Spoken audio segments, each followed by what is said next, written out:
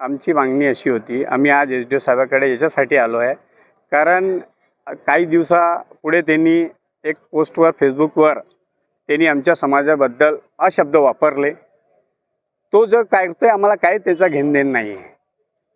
आमच्या समाजावर त्याला काय हक्क आहे, आमच्या समाजाला त्याला डायरेक्ट अशब्द वापरायचा काही हक्क नाही आहे. त्याच्यावर कडीच कडी कारवाई व्हायला पाहिजे, तडीपार व्हायला पाहिजे. याच्या पुढे पण त्यांनी आजपर्यंत खामगावला बघून घ्या, इतिहास उचलून घ्या, किती गुन्हे आहेत त्याच्या अंगावर. त्याला आम्ही हद्दपार, खामगाव हद्दपार, बुलढाणा हद्दपार, महाराष्ट्राच्या हद्दपार करू शिवाय आम्ही राहणार नाही आहे. त्यांनी आम्ही झोपलेले होते, आम्हाला जागवलेलं आहे. आम्ही तेच म्हणतो त्याला की तू जे करतो आम्हाला सांग, आम्हाला सिद्ध करून दाखव, आम्ही तुझ्यासोबत आहे. आणि जेव्हा पण गौरक्षाची जरूरत पडणार आम्ही सर्व तुझ्यासोबत येणार आहे. आमचा समाज असा आहे.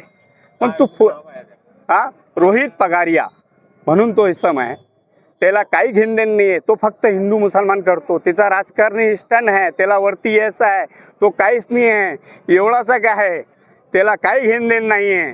आपला खामगाव शांत होता, शांत राहणार, चांगला राहणार. हे हिंदुस्तान आहे, कोणाची बापाची जागीर नाही आहे. याच्यात सर्वात जास्त सर्वच धर्माचे लोक राहतात, सर्व एकमेकाचे भेटतात, मिळतात. अशा हिंदुस्तान आहे माझा. तू खराब करू नको रोहित पगारिया, आमच्या नांदी पडू नको.